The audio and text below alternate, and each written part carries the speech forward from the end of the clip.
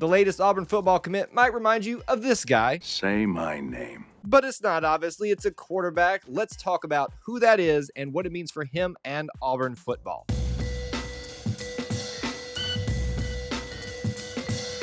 But before we do that, always want to remind you to smash the like button if you enjoy this type of content, and be sure to drop a comment down below as you're watching or listening today. It'll help enter you into that ongoing subscriber giveaway for a signed Auburn football prize package. Details are listed in the description link. And lastly, we do want to thank members of our booster club like Dustin Smith, who help produce videos like this. One of the bigger topics amongst Auburn fans these days is about the quarterback room, whether or not we do need some more options. And that was really centered around the 2023 class, who we may or may not bring in there.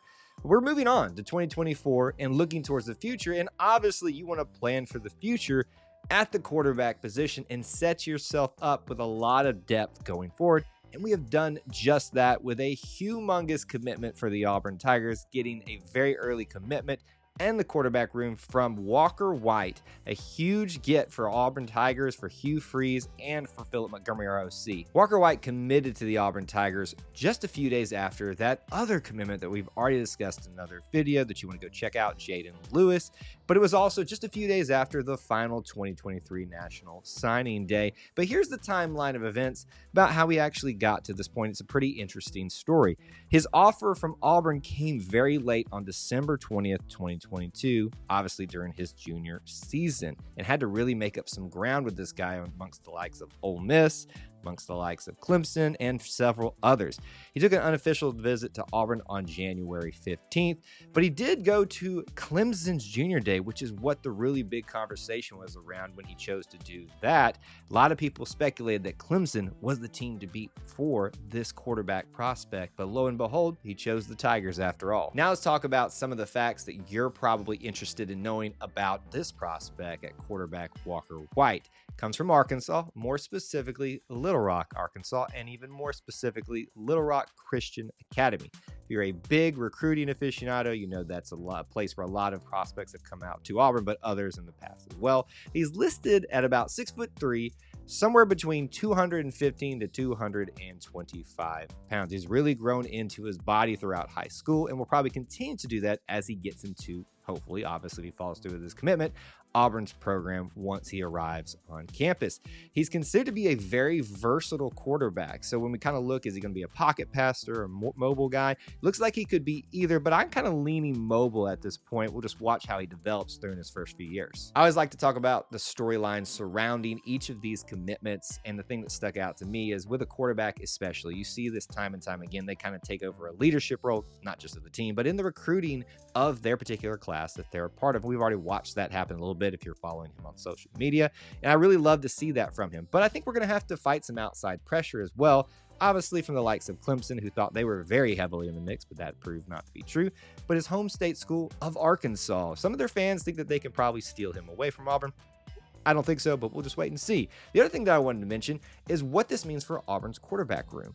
Obviously, there's a lot of conversations surrounding that right now, but to me, that seems to indicate at this moment that we feel, at least for now, very secure with who we have and starting to bring him in and build him up for the future of the quarterback room. And lastly, in the About This Prospect section, I want to give you some stats so that you know what you're getting in this quarterback. So let's take a look at those from his last few seasons. In his 2021 year, when he started playing quarterback, he had 238 passing attempts, 129 of those he completed, for a total of 2,010 passing yards. Alongside that, 23 touchdown passes and 11 interceptions. He also rushed quite a bit, 92 attempts for 487 yards and 5 touchdowns. In 2022, he had 265 passing attempts for 142 completions for 1,975 passing yards and 25 touchdowns, 9 interceptions, and also rushed quite a bit more, 102 attempts, 837 yards for 16 touchdowns. You really saw his mobile capability come in this last year for him in his junior year. Now that we know a little bit about the prospect, let's talk about now what it means for him, but also for Auburn and the makeup of his class. We'll start right there. This is the third overall commit for the class and the third high school commit as well. It's also the first offensive commit for the Tigers, and obviously the first, and we'll talk about in a second, maybe the only quarterback commit in this class. Speaking of the future, let's talk about it right now. What might his opportunities be for playing maybe even early when he arrives on campus. When you look at the quarterback room, you're going to be losing guys like TJ Finley whenever that happens, which means you still got Robbie Ashford, Holden Gardner, and even a newcomer like Hank Brown that are going to still be in the mix. As it stands right now, I'm just personally planning, and I would suggest to everybody that he's going to redshirt, learn the system, kind of grow up a little bit underneath Hugh Freeze and his staff. So I wouldn't anticipate seeing him early, but as we always talk about, we've seen crazier things happen. You can come in there and win the job right away if you're good enough. Let's talk about regional discussions. Where is this prospect coming from? Because it's a huge component of the recruiting process, and we've been talking a lot about the state of Alabama early in the 2024 class, but we're going to go all the way over to the west and talk about the state of Arkansas now. This is where he comes from, and this is a state, at least in the modern era, historically, Auburn has made huge waves in. Some prospects worked out, some didn't, but Auburn has had a history of going in there and getting the best, if not one of the best, out of that state time and time again.